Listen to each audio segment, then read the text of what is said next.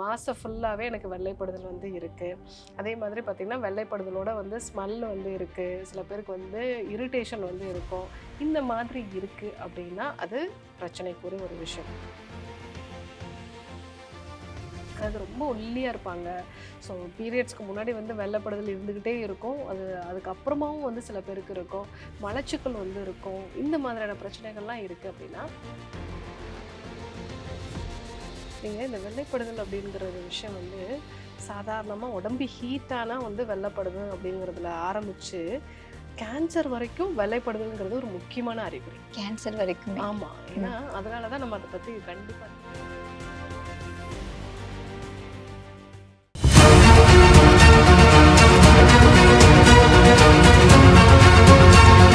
Doctor Srivarma's அழகும் ஆரோக்கியமும்.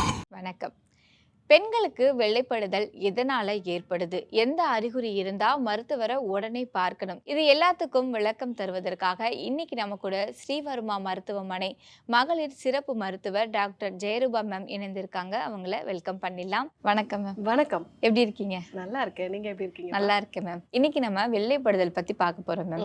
வெள்ளைப்படுதல் அப்படிங்கிறது ஒரு நார்மலான விஷயமா, இல்ல அது எதுவும் ஒரு பிரச்சனைக்குரிய விஷயமா, இல்ல என்ன மாதிரி டைப்ல எல்லாம் வெள்ளை வந்து படும், எதனால வெள்ளைப்படுது, அதை பத்தி எங்களுக்கு சொல்லுங்க. நீங்க இந்த வெள்ளைப்படுதல் அப்படிங்கிறது விஷயம் வந்து சாதாரணமா உடம்பு ஹீட்டானா வந்து வெள்ளைப்படுது அப்படிங்கிறதுல ஆரம்பிச்சு கேன்சர் வரைக்கும் வெள்ளைப்படுதல்ங்கிறது ஒரு முக்கியமான அறிகுறி. கேன்சர் வரைக்கும். ஆமா. ஏன்னா அதனாலதான் நம்ம அதை பத்தி கண்டிப்பா தெரிஞ்சுக்கணும்.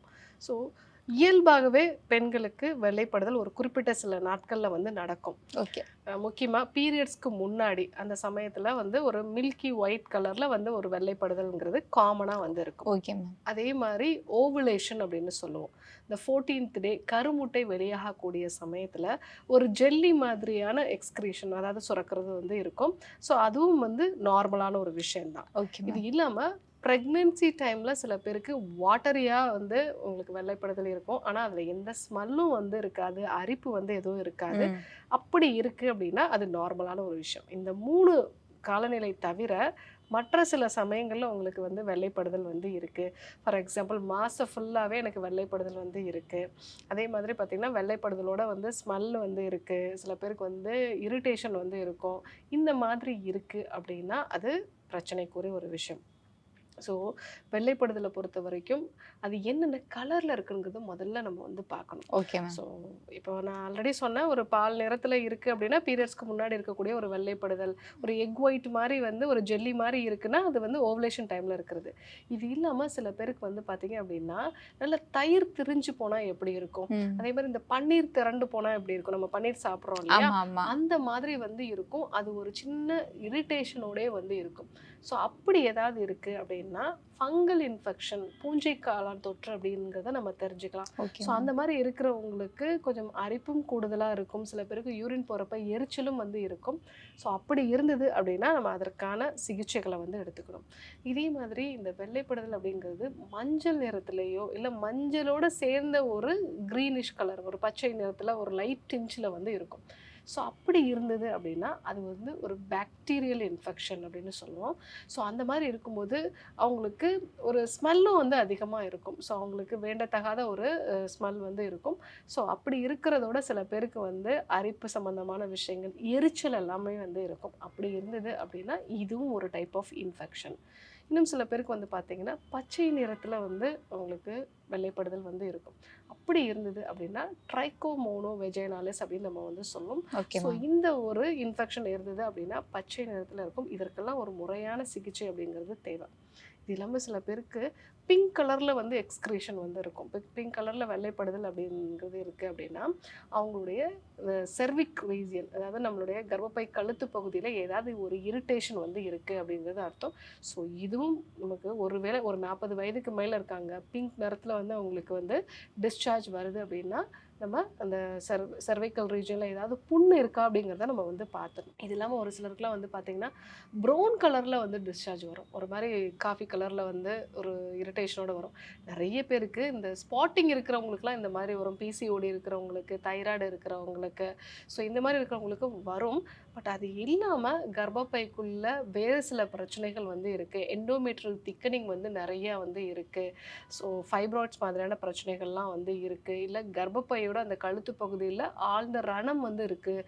ஸோ இந்த டெலிவரி நார்மல் டெலிவரிக்கு அப்புறமா சில பேருக்கு அங்கே புண்கள் வந்து இருக்கும். அப்படி இருக்குது அப்படின்னா இந்த ப்ரௌனிஷ் டிஸ்சார்ஜ் இருக்குது, அதையும் நம்ம வந்து உடனடியாக பார்க்கணும். ஸோ இந்த மாதிரியான நிறங்களில் அவங்களுக்கு டிஸ்சார்ஜ் இருக்குது, அது கூட அரிப்பு இருக்குது, வலி இருக்குது, யூரின் போகிறப்ப வந்து ஒரு அசௌகரியம் இருக்குது, சொட்டு சொட்டாக யூரின் போகிறது, இடுப்பு வலியும் வந்து இருக்குது, மலச்சிக்கல்லாம் இருக்குன்னா கண்டிப்பாக நம்ம மருத்துவர்கிட்ட ஆலோசனை எடுத்துக்கணும். வெள்ளைப்படுதல் இருக்கிறவங்க என்ன சாப்பாடு சாப்பிடணும், என்ன சாப்பாடு சாப்பிடக்கூடாது மேம்? இப்போ வெள்ளைப்படுதலை பொறுத்த வரைக்கும் அது நார்மலாக இல்லையா அப்படிங்கிறத முதல்ல நம்ம தெரிஞ்சுக்கணும்.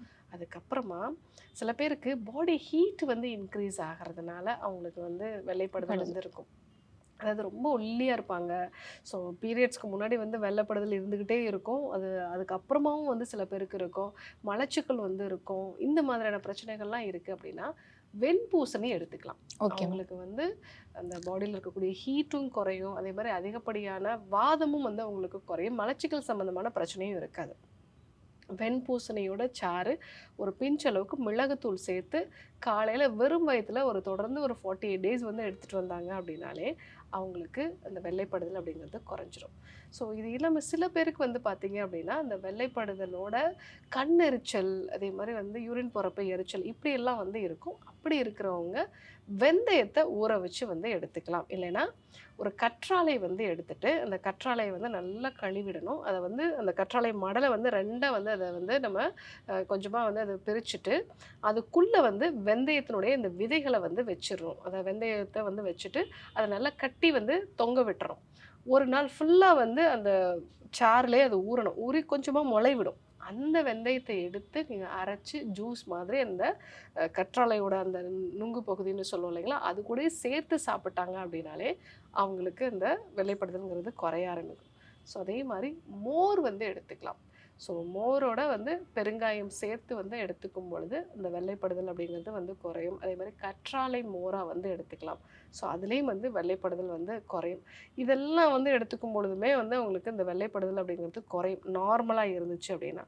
ஒருவேளை இன்ஃபெக்ஷனாக இருக்குது, நான் சொன்ன மாதிரி மற்ற வகையான ஒரு இன்ஃபெக்ஷனாலாம் இருக்குது அப்படின்னா வேப்பிலைகள் மஞ்சள் சேர்த்து நல்லா கொதிக்க வச்சு அந்த தண்ணி வச்சு எக்ஸ்டர்னலாக வாஷ் பண்ணலாம். இல்லை அப்படின்னா திருஃபலா சூர்ணத்தை நல்லா கொதிக்க வச்சு அதை வந்து வச்சு நம்ம வாஷ் பண்ணலாம். ஸோ இதெல்லாம் வாஷ் பண்ணிட்டும் உங்களுக்கு சரியாகலை அப்படின்னா கண்டிப்பாக மருத்துவரை சந்தித்து ஆலோசனை வந்து எடுத்துக்கணும். முக்கியமாக நிறைய பேருக்கு வந்து இந்த வெள்ளைப்படுதலில் அவங்க பண்ணக்கூடிய ஒரு முக்கியமான தப்பு என்னவா இருக்கும் அப்படின்னா அந்த வெஜைனல் வாஷ் வந்து யூஸ் பண்ணுவாங்க. டாக்டரோட ஒரு அட்வைஸ் இல்லாமல் அவங்களே வாங்கி யூஸ் பண்ணுவாங்க. அதே மாதிரி வந்து ரொம்ப காரமான, அதாவது நம்ம நார்மலாக உடம்புக்கு யூஸ் பண்ணுற சோப்பே வந்து அவங்க அந்த பகுதியிலேயே யூஸ் பண்ணுவாங்க.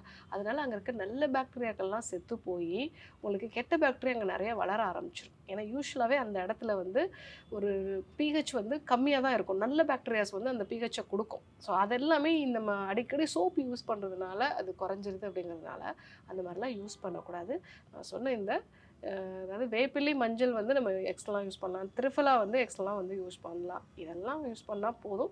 இந்த எக்ஸ்டர்னலாக வந்து வெஜினல் வாஷ் யூஸ் பண்ணுறதை அவாய்ட் பண்ணணும். இன்னைக்கு நம்ம வெள்ளைப்படுதல் பற்றி பார்த்தோம். வெள்ளைப்படுதல் இருந்துச்சுன்னா என்ன மாதிரி விஷயங்கள் பண்ணணும், என்ன விஷயங்கள் பண்ணக்கூடாது அப்படின்றத பற்றி ரொம்ப விளக்கமாக எங்களுக்கு சொன்னீங்க. நன்றி மேம். நன்றி. ஆயுர்வேதம் ஒரு பொக்கிஷம், நம் ஆயுள் நீட்டக்கும் அற்புதம். டாக்டர் ஸ்ரீவர்மாஸ் அறுவை சிகிச்சையில் குணம், இது ஆயுட்கால நிவாரணம். டாக்டர் ஸ்ரீவர்மாஸ் அனைத்து நோய்களுக்குமான குணம், அழகு தரும் மூலிகைகள், ஆரோக்கியம் தரும் மருத்துவர்கள். டாக்டர் ஸ்ரீவர்மாஸ், ஆரோக்கியமும் ஆன்மீகமும். ஸ்ரீ வர்மா ஆயுர்வேதா மருத்துவமனையின் வெல்னஸ் குருஜி அவர்களை டிசம்பர் மாதம் 3ஆம் வாரம் 15ஆம் தேதி திங்கட்கிழமை காலை 7 மணி முதல் இரவு 9 மணி வரை கோடம்பாக்கத்திலும், 17ஆம் தேதி புதன்கிழமை காலை 10 மணி முதல் மாலை 4 மணி வரை மதுரை மினி கேம்பிலும், 18ஆம் தேதி வியாழக்கிழமை காலை 7 மணி முதல் மாலை 4 மணி வரை நாகர்கோவிலிலும், 19ஆம் தேதி வெள்ளிக்கிழமை காலை 7 மணி முதல் மாலை 4 மணி வரை திருநெல்வேலியிலும், 20ஆம் தேதி சனிக்கிழமை காலை 6 மணி முதல் மாலை 6 மணி வரை மதுரையிலும், 21ஆம் தேதி ஞாயிற்றுக்கிழமை காலை 6 மணி முதல் மாலை 5 மணி வரை திருச்சியிலும் சந்தித்து மருத்துவ ஆலோசனை மற்றும் ஆசி பெற தொடர்பு கொள்ள வேண்டிய தொலைபேசி எண்கள் 9942441111 9500946634 9500946635. ஆச்சார்யா டாக்டர் ஸ்ரீவர்மா அவர்களிடமும் வெல்னஸ் குருஜி அவர்களிடமும் நேரடியாக பயிற்சியும் ஆசியும் பெற்ற doctor Hemala Thiruvallur, doctor Aneesh Fathima Ambattur, doctor Surya Kodambakkam, doctor Jayarooba Manapakkam, doctor Megala Velachery, doctor Jayakanthan Pondicherry, doctor Rizwana Tiruvannamalai, doctor Saraswathi Salem, doctor Mary Kalsa Trichy, doctor Abinasha Thanjavur, doctor Abina Mubisha Madurai, doctor Jebashin Nagercoil, doctor Malathi Coimbatore, doctor Kiruthika Hosur, doctor Guna Apsara Bangalore, doctor Navneeth Hyderabad, doctor Siddhanath Mumbai. பட்டப்படிப்பு மற்றும் பட்ட மேற்படிப்பு முடித்த மருத்துவர்களை சந்தித்து சிகிச்சை பெறலாம்.